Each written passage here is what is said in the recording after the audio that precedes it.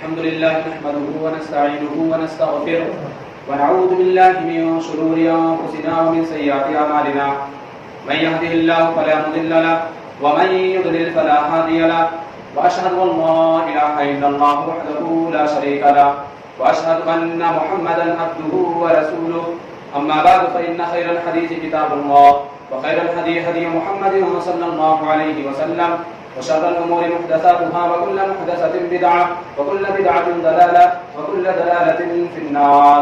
أعوذ بالله من الشيطان الرجيم. بسم الله الرحمن الرحيم. يا أيها الذين آمنوا اتقوا الله حق تقاته ولا تموتن إلا وأنتم مسلمون. يا أيها الناس اتقوا ربكم الذي خلقكم من نفس واحدة وخلق منها زوجها وبث منهما رجالا كثيرا ونساء واتقوا الله الذي تساءلون به والأرحام إن الله كان عليكم رقيبا. يا أيها الذين آمنوا اتقوا الله وقولوا قولا سديدا يصلح لكم أعمالكم ويغفر لكم ذنوبكم ومن يطع الله ورسوله فقد فاز فوزا عظيما. أما بعد فإن خير الحديث كتاب الله وخير الهدي هدي محمد صلى الله عليه وسلم وشر الأمور محدثاتها وكل محدثة بدعة وكل بدعة ضلالة وكل ضلالة في النار. أعوذ بالله من الشيطان الرجيم. بسم الله الرحمن الرحيم.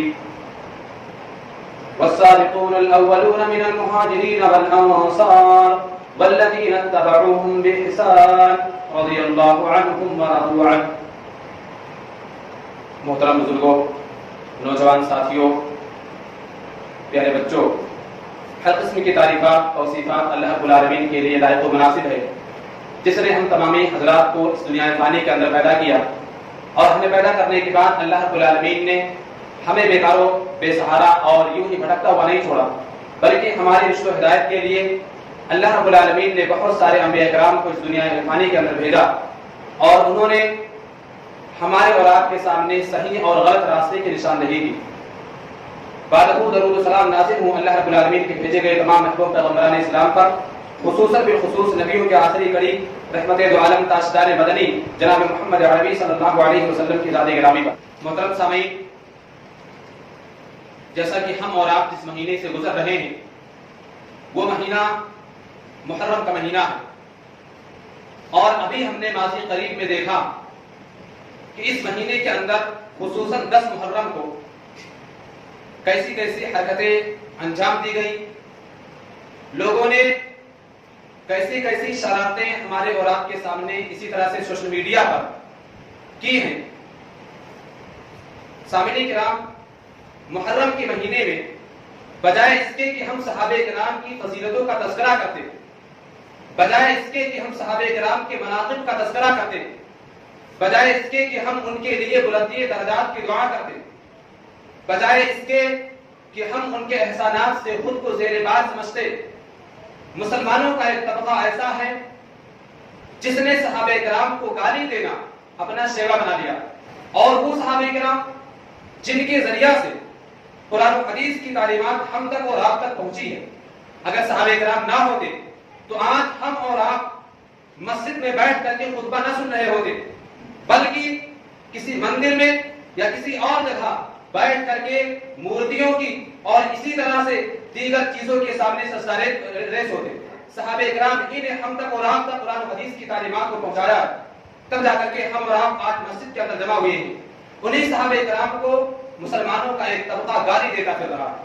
میرے بھائیوں اور بزرگوں، اسی طرح سے صحابہ کرام کی تنقید کرتے ہوئے بہت سارے لوگ یہ کہتے ہیں کہ وہ صحابی اس لیے کہلائے کہ وہ نبی کے دور میں پیدا ہو گئے تھے. صحابہ کرام کی جو فضیلتیں ہیں، ان کے جو مناقب ہیں، ان کی جو فضیلتیں ہیں، وہ اس لیے ہیں کہ وہ نبی کے دور میں پیدا ہو گئے تھے. صحابہ کرام کی فضیلتیں اتفاقی ہیں. اگر ہم بھی نبی کے دور میں ہوتے، اگر ہم بھی نبی کے زمانے میں ہوتے تو ہم بھی صحابی ہوتے، ہماری بھی فضیلتیں ہوتی. میرے بھائیوں اور دوستوں، ایک بات ہمیشہ ذہن کے اندر رہنی چاہیے کہ جس طرح سے اللہ رب العالمین نے رسول اکرم صلی اللہ علیہ وسلم کی رسالت کا انتخاب کیا ہے، اسی طرح سے صحابہ کرام کی صحابیت کو بھی انتخاب کیا ہے. جس طرح سے اللہ رب العالمین نے نبی کریم صلی اللہ علیہ وسلم کو چنا ہے نبی بنانے کے لیے، اسی طرح سے اللہ رب العالمین نے نبی کریم صلی اللہ علیہ وسلم کی صحبت کے لیے صحابہ کرام کا انتخاب کیا ہے۔ صحابہ کرام کا مقام اتفاقی نہیں ہے، صحابہ کرام کا مقام اختیاری ہے، صحابہ کرام کا مقام انتخابی ہے، صحابہ کرام کا مقام استفائی ہے۔ مسند احمد کی روایت ہے، عبداللہ بن مسعود رضی اللہ تعالیٰ عنہ حدیث کے راوی ہیں، وہ کہتے ہیں ان اللہ نظر فی قلوب العباد، عبداللہ بن مسعود رضی اللہ تعالیٰ عنہ کہتے ہیں کہ اللہ رب العالمین نے تمام بندوں کے دلوں میں جھانک کر کے دیکھا تو ان میں سب سے بہتر دل والا اللہ رب العالمین کو اگر کوئی ملا تو وہ جناب محمد عربی صلی اللہ علیہ وسلم کی ذات تھی۔ اللہ رب العالمین نے نبی کریم صلی اللہ علیہ وسلم کو اپنی رسالت کے لیے نبی بنانے کے لیے منتخب کر لیا۔ اس کے بعد اللہ رب العالمین نے محمد کریم صلی اللہ علیہ وسلم کے دل میں جھانکنے کے بعد پھر دوبارہ تمام لوگوں کے دلوں کو دیکھا تو تمام لوگوں کے دلوں میں سب سے بہتر دل والا اللہ رب العالمین کو اگر کوئی ملا تو وہ نبی کریم صلی اللہ علیہ وسلم کے ساتھی تھے، نبی کریم صلی اللہ علیہ وسلم کے صحابہ تھے۔ لہذا اللہ رب العالمین نے نبی کریم صلی اللہ علیہ وسلم کے صحابہ کو رسول اکرم صلی اللہ علیہ وسلم کی صحابیت کے لیے، رسول اکرم صلی اللہ علیہ وسلم کی صحبت کے لیے منتخب کر لیا۔ اب یہ کہنا کہ اگر ہم بھی نبی کے دور میں ہوتے تو ہم بھی صحابی ہوتے، یہ بات بالکل غلط ہے، اس لیے کہ ہم اور آپ اس لائق نہیں تھے کہ اللہ تعالیٰ ہمارا انتخاب کر سکے، ہمارے دل اتنے اچھے نہیں تھے جس کی بیس پر اللہ رب العالمین ہمیں اور آپ کو نبی کریم صلی اللہ علیہ وسلم کے زمانے میں پیدا کرتا۔ میرے بھائی اور بزرگوں، اس کے باوجود صحابہ کرام کا جو مقام ہے اس کا انتخاب ہوا ہے، صحابہ کرام کے مقام کا سلیکشن ہوا ہے، اس کے باوجود آج مسلمانوں کا ایک طبقہ ایسا ہے جو صحابہ کرام کو گالی دیتا پھر رہا ہے۔ میں آج کے اس خطبہ جمعہ میں پورے دعوے کے ساتھ میں یہ کہہ رہا ہوں، پوری ذمہ داری کے ساتھ میں یہ کہہ رہا ہوں کہ آج جو بھی باتیں کہی جائیں گی، جو بھی دلائل پیش کیے جائیں گے وہ میں اپنی کتابوں سے نہیں پیش کروں گا۔ آج بات ہوگی تو صرف یاروں کی کتابوں سے ہوگی۔ وہ لوگ جو صحابہ کرام کو برا نہ کہتے ہیں انہی کی کتابوں میں، انہی کی کتابوں سے آج میں گفتگو کروں گا۔ اٹھائیے کتاب الغیب للطوسی، اس کے اندر لکھا ہے کہ جب مہدی کا خروج ہوگا، مہدی مدینہ کے اندر آئے گا اور مدینہ میں آنے کے بعد سب سے پہلے رسول اکرم صلی اللہ علیہ وسلم کے روضہ اطہر کے پاس جائے گا اور نبی کریم صلی اللہ علیہ وسلم کے روضہ اطہر کو اٹھا کے پھینک دے گا۔ اس کے بعد حضرت ابوبکر صدیق رضی اللہ تعالیٰ عنہ، عمر فاروق رضی اللہ تعالیٰ عنہ کے پاس جائے گا اور ان کو زندہ کرے گا۔ ان کو زندہ کرنے کے بعد جوتوں سے اور چپلوں سے ان کی پٹائی کرے گا اور پٹائی کرنے کے بعد ابو بکر اور عمر رضی اللہ تعالیٰ عنہ کو سولی دے دے گا۔ اس کے بعد بھی مہدی کا غصہ ٹھنڈا نہیں ہوگا، پھر مہدی جائے گا اور ابو بکر اور عمر رضی اللہ تعالیٰ عنہ کو دوبارہ زندہ کرے گا اور دوبارہ زندہ کرنے کے بعد پھر وہی حرکتیں کرے گا جو اس سے پہلے کر چکا تھا، یعنی ابو بکر اور عمر رضی اللہ تعالیٰ عنہ کو دوبارہ سولی دے گا اور یہ کام مہدی 1000 مرتبہ کرے گا۔ یہ بات کہاں لکھی ہے؟ کتاب الغیبہ للطوسی آپ اٹھا کر کے دیکھ سکتے ہیں۔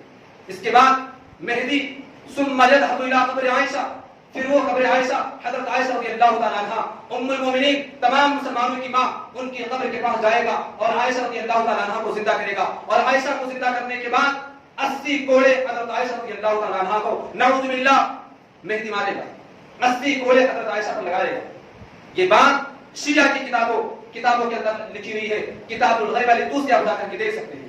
میرے بھائیوں، بہت ہی حیرت کے ساتھ مجھے یہ کہنا پڑ رہا ہے کہ ایک طرف نبی سے محبت کا دعویٰ کیا جا رہا ہے، دوسری طرف رسول اکرم صلی اللہ علیہ وسلم کے صحابہ کو، رسول اکرم صلی اللہ علیہ وسلم کے صحابہ کرام کو، عام صلی اللہ علیہ وسلم کے یاروں کو برا بھلا کہا جا رہا ہے۔ اور کس کے بیس پر کہتے ہیں؟ کس کا نام لے کر کے کہتے ہیں؟ آج آپ لوگ یہ بھی سنتے چلے، نام ان کا لیتے ہیں کہ گھوڑے سے اس لیے محبت کرتے ہیں کہ اس جیسا گھوڑا حضرت حسین رضی اللہ تعالیٰ عنہ کے نیچے تھا۔ حسین کے گھوڑے سے اتنی محبت، حسین کے گھوڑوں کے جیسے گھوڑوں سے اتنی محبت، اور رسول اکرم صلی اللہ علیہ وسلم کی یاروں سے، رسول اکرم صلی اللہ علیہ وسلم کے صحابہ کرام سے اتنی دشمنی، اتنی نفرت۔ محبوب وہ نہیں ہوتے ہیں جو محبوب کے یاروں سے دشمنی کرتے ہیں، محبوب وہ ہوا کرتے ہیں، عاشق وہ ہوتا ہے جو اپنے عاشق کی گلیوں کا بھی احترام کرتے ہیں، عاشق وہ ہوتا ہے لوگ ان پیروں کو، ان گلیوں کو چومتے ہیں جن گلیوں میں عاشق کے پیر پڑ جاتے ہیں۔ ایک طرف رسول اکرم صلی اللہ علیہ وسلم سے محبت کا دعویٰ، دوسری طرف صحابہ کرام سے عداوت اور دشمنی، یہ کس بات کی علامت ہے؟ کیا یہ رسول اکرم صلی اللہ علیہ وسلم سے محبت کی دلیل میں کوئی پختگی ہے؟ حضرت حسین رضی اللہ تعالیٰ عنہ کو سن 61 ہجری کے اندر شہید کیا گیا۔ تذکرہ حسین کا کرتے ہیں اور گالیاں ان کو دیتے ہیں جو سن 23 ہجری کو اس دنیا سے چلے گئے، تذکرہ حسین کا کرتے ہیں اور گالیاں ان کو دیتے ہیں جو سن 23 ہجری کو اس دنیا سے چلے گئے، تذکرہ حسین کا کرتے ہیں اور گالیاں ان کو دیتے ہیں جو سن 35 ہجری کو شہید کر دیے گئے۔ میں یہ کہتا ہوں کہ تم یہ ثابت کرو کہ حسین کو مارنے والے شامی تھے، میں یہ ثابت کرتا ہوں کہ حسین کو مارنے والے، ان کو شہید کرانے والے کوفہ کے شیعہ تھے۔ اٹھائیے کتاب یعقوبی کی، یعقوبی نے لکھا ہے کہ جب حضرت حسین رضی اللہ تعالیٰ عنہ کو میدان کربلا میں شہید کر دیا گیا، ان کو اٹھا کر کے، ان کے سر کو اٹھا کر کے رکھا گیا، زین العابدین کو محمل میں لٹایا گیا، لوگ ان کو اٹھا کر کے کوفہ کی طرف لے کر کے چل پڑتے ہیں۔ کوفہ کے بازار میں جب لوگ پہنچتے ہیں، حضرت زین العابدین کچھ لوگوں کے رونے کی آوازیں سنتے ہیں۔ زین العابدین پوچھتے ہیں کہ یہ کون لوگ ہیں، یہ کیوں رو رہے ہیں، کس بات پر رو رہے ہیں؟ فرمایا گیا، ان سے کہا گیا کہ یہ یبکون علی الحسین، یہ حضرت حسین پر رو رہے ہیں۔ زین العابدین نے فرمایا فمن قتلہ اذا، اگر ان رونے والوں نے میرے باپ کو قتل نہیں کیا ہے تو بتلاؤ میں آخر اپنے باپ کے خون کے چھینٹوں کو کس کے دامن پہ تلاش کروں۔ یہ بات کوئی سلفی مورخ لکھنے والا نہیں ہے، کوئی اہل حدیث تاریخ کا لکھنے والا نہیں ہے، اس بات کو لکھنے والا یعقوبی شیعہ مورخ۔ آج تذکرہ حسین کا کرتے ہیں، گالیاں ابو بکر، عمر اور عثمان رضی اللہ تعالیٰ عنہ کو دیتے ہیں۔ میں یہ کہتا ہوں کہ جاؤ تاریخ کی کتابوں کو اٹھا کر کے دیکھو، حضرت حسین رضی اللہ تعالیٰ عنہ کو مکہ سے کوفہ بلانے والے کون تھے؟ حضرت حسین رضی اللہ تعالیٰ عنہ کے نام پر خط لکھنے والے کون تھے؟ حضرت حسین رضی اللہ تعالیٰ عنہ کو کی بیعت کرنے پر رضامندی ظاہر کرنے والے کون لوگ تھے؟ وہ کون تھے جنہوں نے مسلم بن عقیل کے ہاتھ پر بیعت کی تھی؟ وہ کون تھے جنہوں نے خط کے اندر لکھا تھا قد اینعت استمار یا حسین فقتم، اے حسین پھل پک چکے ہیں، بس آپ کا انتظار ہے۔ میرے بھائیوں، جب ہم سوال کرتے ہیں، جب ہم پوچھتے ہیں کہ واقعہ کربلا سن 61 ہجری کے اندر پیش آیا اور گالیاں ان کو دیتے ہو جو سن 13 ہجری کے اندر، 23 ہجری کے اندر، 35 ہجری کے اندر شہید کر دیے گئے، آخر ایسا کیوں ہے؟ ان واقعات میں ربط کیا ہے، تعلق کیا ہے؟ آخر ابو بکر، عمر اور عثمان رضی اللہ تعالیٰ عنہ کو گالیاں کیوں دیتے ہو؟ ہمیں یہ جواب دیا جاتا ہے، ہم سے یہ کہتے ہیں کہ ہم ان کو گالیاں اس لیے دیتے ہیں، عمر رضی اللہ تعالیٰ عنہ اور ابو بکر صدیق رضی اللہ تعالیٰ عنہ کا جرم یہ ہے، ان کی خطا یہ ہے، ان کا قصور یہ ہے کہ انہوں نے سب سے پہلے حضرت علی رضی اللہ تعالیٰ عنہ سے خلافت چھینی تھی۔